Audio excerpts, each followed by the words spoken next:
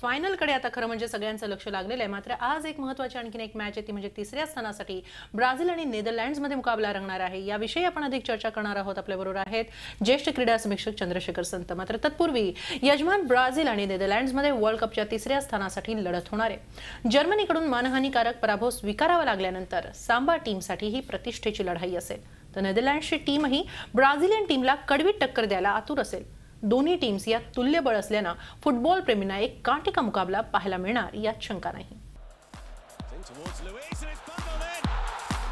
यजमान ब्राझीलचं world cup जिंकण्याचं स्वप्न धुळीस मिळवलं ते जर्मनीच्या टीमनं।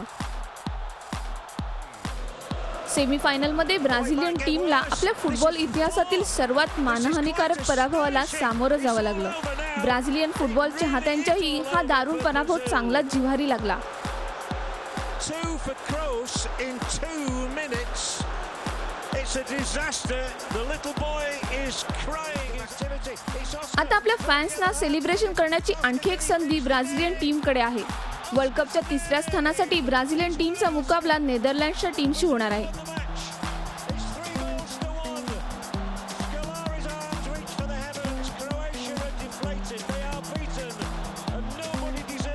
सांबा टीममध्ये कॅप्टन थियागो सिल्वाचं कमबॅक झालंय, त्यामुळे त्यांच्या टीमचा आत्मविश्वास चांगलाच वाढलेला असेल।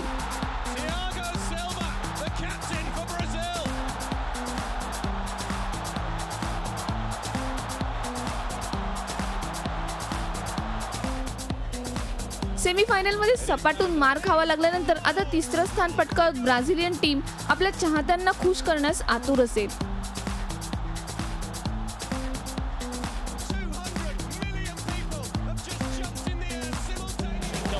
तर नेदरलँड्सची टीमही यजमानांना कडवी टक्कर देण्यास सज्ज आहे। ऑरेंज आर्मीच्या विजयी मालिकेला अर्जेंटाईन टीमनं ब्रेक लावला होता, त्यामुळे तिसरा क्रमांक पटकावण्यासाठी रॉबिन व्हॅन पर्सीची टीम प्रयत्नशील असेल।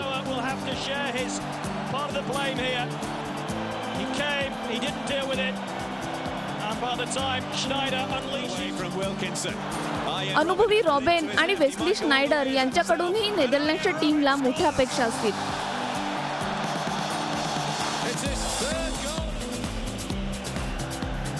तर दुसरीकडे ब्राझीलचे कोच लुईस फेलिपे स्कोलारी यांच्यासाठी ही लढत प्रतिष्ठेची मानली जाते। जर्मनीकडून पराभव स्वीकारावा लागल्यानंतर स्कोलारी हटाव मोहीम तेज झाली आहे, त्यामुळे स्कोलारींना या मॅचमध्ये आपल्या टीमला विजय मिळवून देण्यासाठी योग्य रणनीती आखावी लागेल। आता यजमान टीम तिसरं स्थान पटकावते की डच टीम ब्राझीलला पराभवाचा धक्का देते, याकडेच फुटबॉल प्रेमींचं लक्ष असेल। Bureau report, Zee media, Mumbai. याच विषयी अधिक चर्चा करूया। आपल्याबरोबर आहेत ज्येष्ठ क्रीडा समीक्षक चंद्रशेखर संत। संत सर, ब्राझीलसाठी महत्त्वाची मॅच आहे, कारण नेदरलँड्सनं काहीसं डिक्लेअर केलेलं आहे की ही आमच्यासाठी आता काही तितकीशी महत्त्वाची मॅच नाही, पण ब्राझीलसाठी किंवा ब्राझीलसमोर एक महत्त्वाचं आव्हान आहे, ते म्हणजे मायभूत आता उरली सुरली पत राखण्याचं। काय सांगा? मॅडम, लुई व्हान गाल हा त्यांचा नेदरलँडचा प्रशिक्षक आहे, ते म्हणतात ते अगदी बरोबर आहे की तिसऱ्या मॅचला काय अर्थ आहे, कशासाठी तिसरा क्रमांक, पहिला दुसरा मी समजतो की आम्हाला जिंकायचं आहे की रनर्स अप, ती फाईट आहे, ती मॅच आहे। ही तिसरा क्रमांक मध्ये घेऊन मिळालं काय नाही मिळालं काय, आम्ही काय मिळवणार काय गमावणार असं ते म्हणतात। त्यांनी मागेच मागणी केली होती की ही मॅच नकोच तिसऱ्या क्रमांकाची, पण काय झालं, ही प्रथा आहे आणि काही प्रथा आपल्याला पाळायला लागतात, त्या आवडो न आवडो, त्याविषयी काही चर्चा हो टीका हो, पण पाळतात आणि पाळायला लागतात।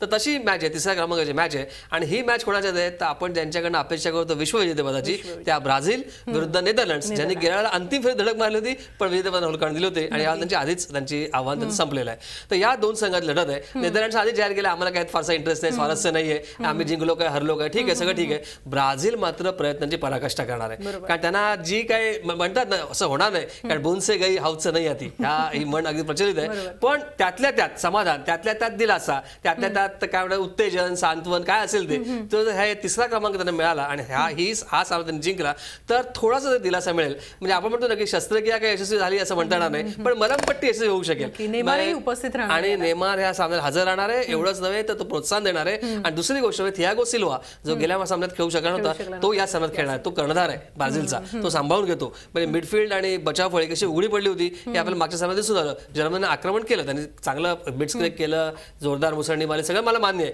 पण थियागो सिल्वाची गैरहजेरी त्यांना प्रकर्षण जाणवली, कारण ह्या गोली सेसारला पुढे सांभाळण्याचा कोण नव्हताच. एकटा सेसार काय करेल, किती करेल.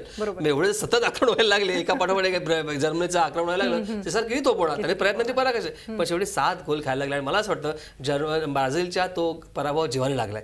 कारण 7 गोल ब्राझीलवर कोणी चढवेल हे कल्पनाच कोणी केली होती. 1920 सालची गोष्ट आहे, तेव्हा 6 गोल चढले होते. त्याच्यानंतर ब्राझील विरुद्ध असं कोणाची स्वप्नात आणायचं सुद्धा हिंमत नव्हती. प्रत्यक्षात सोडून द्या, हे या जर्मनी मैदानात आणून दाखवलं. आणि याला फुल मार्क्स द्यायला लागेल ते जोकिम लोला, त्यांचा जो प्रशिक्षक आहे, पूर्वीचा जर्मनचा चांगला खेळाडू आहे. जर्गन क्लिन्स्टनच्या खाली तो तयार झाला, क्लिन्समनच्या खाली तयार झाला मार्गदर्शकाखाली. आणि त्यानं एक वेगळी आखणी केली, त्याने वेगळे डावपेच रचले आणि ते डावपेच संपूर्णपणे शिजवले आणि त्यात ब्राझील संघ नमला गेला. पण आता हा सामना आहे तो नेदरलँड्सशी आहे. तर नेदरलँड्सला काय फारसा इंटरेस्ट नाहीये, ते प्रयत्न किती करतील, कसे करतील का नाही, हा सगळाच प्रश्न आहे. पण ब्राझील जर जिंकलं तर ब्राझीलच्या प्रेक्षकांना एक समाधान वाटेल, दिलासा मिळेल आणि वाटेल की ठीक आहे इथपर्यंत आलो. आणि स्कॉलर म्हणतात ते बरोबर आहे की 2002 नंतर आम्ही पहिल्यांदाच उपांत्य फेरीत आलोय. म्हणजे बघा हे 12 वर्ष म्हणजे तब्बल एक तप, आपण म्हणतो 12 वर्षात एक तप, 2002-2014 12 वर्षात ब्राझीलला काहीच करता नव्हतं. आम्ही सेमीफायनल आलो, हरलो आम्ही, खरी गोष्ट आहे. असं व्हायला नको होतं. हा मानहानी पराजय आहे आणि मला जिव्हारी लागलाय, सगळ्यांना जिव्हारी लागलाय. असं स्कॉलर म्हणतात ते बरोबर आहे. पण निदान हा सामना जिंकला ना तर थोडंसं दिलासा मिळू शकेल, मलमपट्टी होऊ शकेल. नक्की मलमपट्टी होऊ शकेल. वळूया पुढच्या बातमीकडे. फिफानं 2014 ब्राझील फुटबॉल वर्ल्ड कपसाठी 10 प्लेयर्सच्या नावांची यादी जाहीर केली असून या लिस्टमधील विजेत्याच्या नावाची घोषणा फायनल मॅच संपल्यानंतर करण्यात येणार आहे. या टॉप 10 लिस्टमध्ये 4 जर्मन प्लेयर्सची नावं आहेत. जर्मनीचा मॅट्स हमल्स, फिलिप लाम, टोनी क्रूज आणि आतापर्यंत 5 गोल झळकावणारा थॉमस मुलर यांचा समावेश आहे. तर अर्जेंटिनाचा डी मारिया, झाविर माशेरानो आणि 4 गोल झळकावणारा अर्जेंटिनाईन कॅप्टन लिओनेल मेसीलाही संधी देण्यात आली आहे. तसंच जेम्स या नावानं फेमस असलेला आणि वर्ल्ड कपमध्ये सर्वाधिक 6 गोल झळकावणारा कोलंबियन स्ट्रायकर हॅमेल्स रॉड्रिगेजही गोल्डन बॉलच्याच रेसमध्ये आहे. मणक्याला झालेल्या दुखापतीमुळे बाहेर गेलेला ब्राझिलियन स्टार नेमारचाही या लिस्टमध्ये समावेश आहे. तर सेमीफायनलमध्ये पराभूत झालेल्या अर्जन रॉबिनलाही गोल्डन बॉलवर नाव कोरण्याची नामी संधी आहे. सर, या गोल्डन बॉल विषयी काय सांगाल? अनेक प्लेयर्स, खरं म्हणजे दिग्गज प्लेयर्स या रेसमध्ये आहेत. त्याचबरोबर हॅमेज रॉड्रिगेजही अगदी खूप मोठी संधी आहे त्याला गोल्डन बॉलवर. तर फिफा काय करतं, 3 प्रकारची कॅटेगरी राखली गेली. म्हणजे गोल्डन बॉल सर्वोत्तम असा खेळाडू त्याची निवड, नंतर गोल्डन बूट किंवा गोल्डन शू आला म्हणजे काय की जो सर्वात जास्त गोल करतो त्याला ते अवॉर्ड देतात. आणि दुसरा म्हणजे गोल्डन ग्लोव्ह की जो गोलकीपर असतो तो सर्वात उत्तम गोलकीपर त्याला. तर हे 3 कॅटेगरीज आहेत. तर हा पहिल्या कॅटेगरीची आपण चर्चा करूया, गोल्डन बॉल विषयी. तर गोल्डन बॉल म्हणजे काय, यात सगळ्यात सर्वोत्तम खेळाडू कोण याचा फिफा फैसला करेल, निर्णय घेईल. त्यासाठी विविध आता आपण नावं सांगितली, नावं आहेत.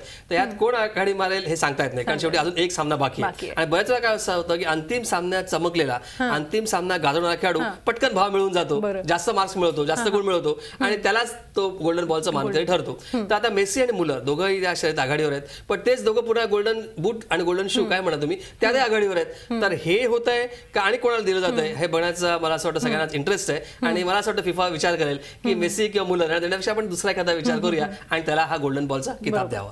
फिफानं 2014 वर्ल्ड कप टुर्नामेंट मधल्या गोल्डन ग्लोव्ह साठीचे 3 नॉमिनेशन जाहीर केले आहेत. यात कोस्टारिकाच्या केलोर नवास, तसंच फायनलमध्ये पोहोचलेल्या जर्मनीचा गोलकीपर मॅन्युअल नेव्हर आणि दुसरी फायनलिस्ट टीम अर्जेंटिनाईन गोलकीपर सर्जिओ रोमेरोच्या नावांचा समावेश आहे.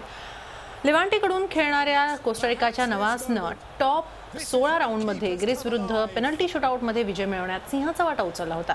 तसंच त्यानं 5 मॅचेसमध्ये गोल पोस्टवरील तब्बल 21 हल्ले रोखले होते. त्याच्या याच कामगिरीमुळे त्याला 3दा मॅन ऑफ द मॅच पुरस्कारानंही गौरवण्यात आलं होतं. तसंच जर्मनीची भिंत म्हणून नावाजलेल्या ऑलिव्हर कानचा वारस म्हणून ओळख असलेल्या गोलकीपर मॅन्युअल नेव्हरनेही लिस्टमध्ये आघाडी घेतली आहे.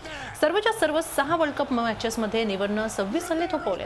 तर अर्जेंटिनासाठी फायनलचं दार उघडून देणाऱ्या अर्जेंटिनाईन गोली सर्जिओ रोमेरोलाही गोल्डन ग्लोव्हचा मानकरी म्हणून पसंती मिळते.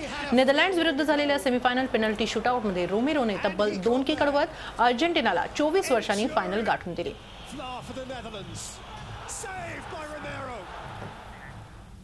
तर वर्ल्ड कप मधील बेस्ट यंग प्लेयरच्या नॉमिनेशनची यादीही फिफानं जाहीर केली आहे. यात फ्रान्सचा पॉल पोग्बा, रफाएल वराने आणि नेदरलँड्सचा मेम्फिस डिपे यांना संधी देण्यात आली आहे. बेस्ट यंग प्लेयरसाठी जो फुटबॉलर 1 जानेवारी 1993 नंतर जन्माला आला आहे त्याच्या नावाची निवड करण्यात येते. पोग्बाने याआधी 2013 मध्ये अंडर-20 वर्ल्ड कप मध्ये गोल्डन बॉलचा पुरस्कार पटकावला होता.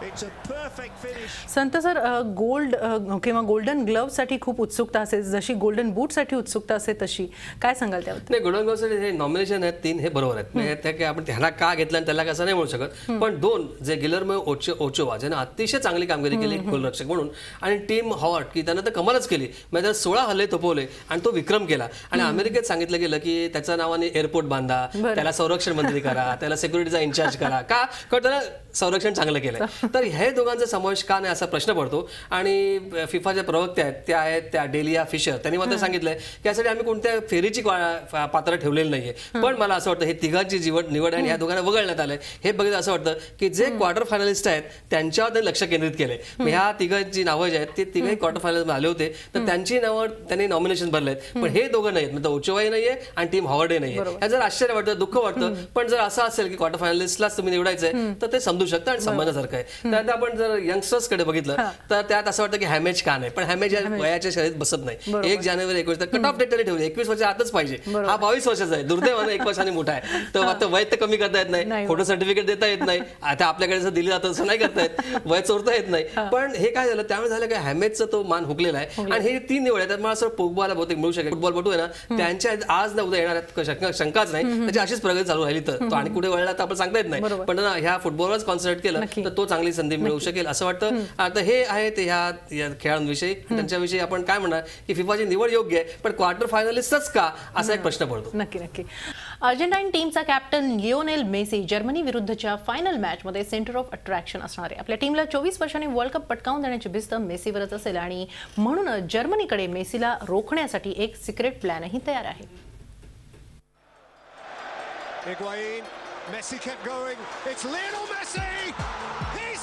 लिओनेल मेसी अर्जेंटाईन टीमचा स्टार स्ट्रायकर. मेसीनं आपल्या अफलातून खेळाच्या जोरावर आपल्या टीमला वर्ल्ड कपच्या फायनलमध्ये प्रवेश मिळवून दिलाय.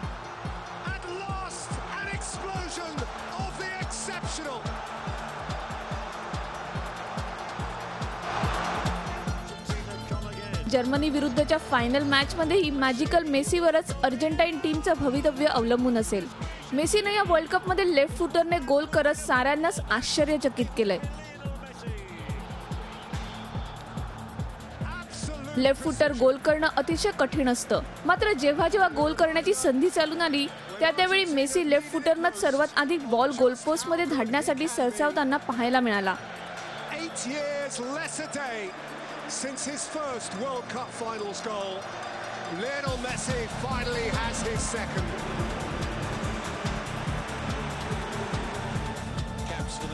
या वर्ल्ड कपमध्ये त्यानं आतापर्यंत 4 गोल केले आहेत. त्याचप्रमाणे आपल्या टीमसाठी गोल करण्याच्या अनेक संधीही त्यानं निर्माण केल्या. क्वार्टर फायनल आणि सेमीफायनलमध्ये मेसीची जादू पाहायला मिळाली नाही, मात्र बिग मॅच प्लेअर म्हणून मेसीकडे पाहिलं जातं.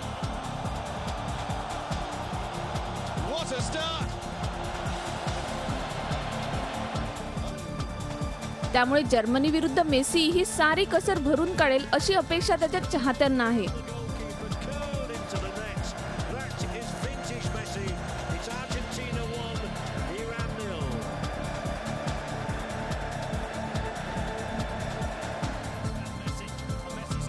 अर्जेंटिनाची भिस्त मेसीवर आहे, त्यामुळे त्याला रोखण्यासाठी जर्मनीच्या टीमनं सिक्रेट प्लॅनही तयार केलाय. क्वार्टर फायनल आणि सेमीफायनलमध्ये बेल्जियम आणि नेदरलँड्सच्या टीमनं मेसीला रोखून ठेवलं होतं. त्याचप्रमाणे नेदरलँड्सनं तर 120 मिनिटं मेसीला गोलच करू दिला नव्हता. मेसीला रोखण्यासाठी जर्मनीच्या कॅम्पमध्ये रणनीती आखली जाते. अर्जेंटिनाच्या नंबर 10 ला रोखण्यासाठी जोकिम लो यांची टीम सरसावली आहे.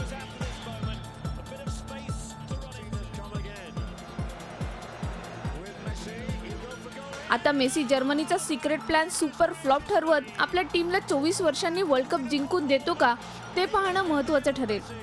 Bureau report, Zee media, Mumbai. Secret plan for Messi in the final match आणि त्याचबरोबर अपेक्षांचं ओझं काय वाटतं, मेसीवर खूप दडपण असेल? जर्मनीचे जे प्रशिक्षक आहेत ते काही बोलत, जोकिम लो काही बोलत नाहीयेत, पण जे सहाय्यक प्रशिक्षक असिस्टंट जे कोच आहेत ते सांगतायत हॅन्सी फॅक. तर त्याने सांगितलं की आम्ही एक सिक्रेट प्लॅन आहे. आणि जर्मनीत सगळं गुप्त असतं, ते काही जाहीर करत म्हणजे युद्ध करतात तेव्हाही गुप्त असतं, इथे एरवी गुप्त, त्यांची यंत्रणाही चांगली आहे, तर हे सगळं गुप्तपणे करत असतात. तर ही काहीतरी त्यांनी योजना आखली आहे.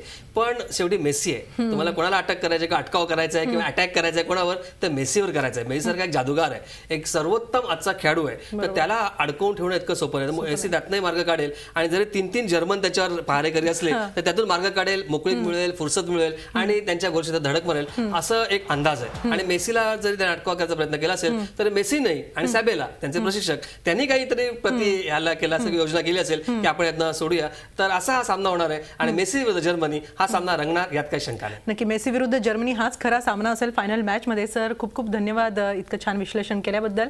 याचबरोबर फुटबॉल कार्निवलमध्ये आज इथंच थांबूया. ताज्या बातम्यांसाठी पाहत राहा झी 24 तास. रहा एक पाऊल पुढे.